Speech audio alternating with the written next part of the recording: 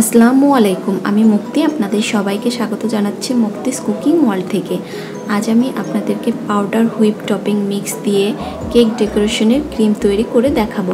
চলুন তাহলে দেখে নিই কীভাবে পাউডার হুইপ টপিং মিক্স দিয়ে কেক ডেকোরেশনের ক্রিম তৈরি করতে হয়। এর জন্য প্রথমেই আমি একটা বাটি আর ইলেকট্রিক মিক্সচারের হ্যান্ডেল দুটোকে নর্মাল ফ্রিজে রেখে 1 ঘন্টা ঠান্ডা করে নিয়েছি। এখন আমি হুইপ টপিং মিক্সচার মুখটা কেটে এই বোলটার মধ্যে পাউডার হুইপ টপিংসটা ঢেলে দিচ্ছি। একটা প্যাকেটের মধ্যে দুটো ছোট ছোট প্যাকেট থাকে, সো আমি দুটো প্যাকেটই এর মধ্যে ঢেলে নিচ্ছি। এখন আমি এর মধ্যে দিয়ে দিচ্ছি 5 টেবিল স্পুন গুঁড়া করা চিনি। চিনিটাকে ব্লেন্ডার অথবা পাটায় পিষে চালনি দিয়ে চেলে নিলেই হবে।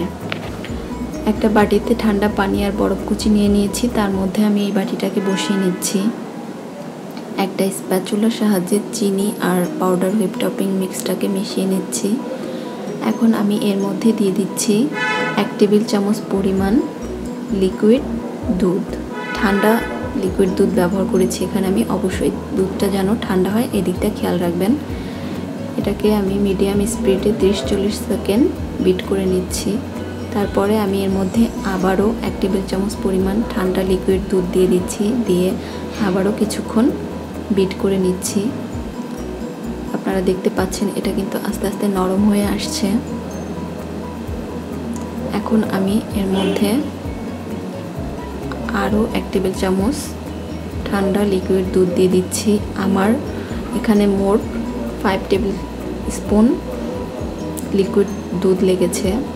একটা স্প্যাচুলা দিয়ে আমি সাইডটা থেকে মাঝখানে সরিয়ে নিয়ে আসছি।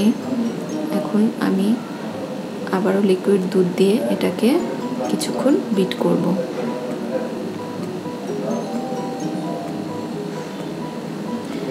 বিট করতে করতে একটা সময় দেখবেন এরকম ক্রিমের মতো কনসিস্টেন্সি চলে আসছে। তারপরে আর লিকুইড দুধ দিবেন না, দুধ দেওয়াটা স্টপ করে দিবেন। এখন আমি এর মধ্যে 1 চা চামচ পরিমাণ ভ্যানিলা এসেন্স দিয়ে দিচ্ছি।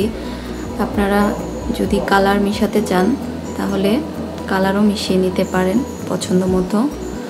ব্যাস হয়ে গেছে আমার পাউডার হুইপ টপিং মিক্স দিয়ে হুইপ ক্রিম। এটা যে কোনো কেক ডেকোরেশনের জন্য এখন পুরোপুরি রেডি। আশা করি ভিডিওটি ভালো লেগেছে। ভালো লাগলে লাইক, কমেন্ট, শেয়ার করতে ভুলবেন না। আর আমার চ্যানেলটি প্লিজ সাবস্ক্রাইব করবেন। আজকের মতো বিদায় নিচ্ছি।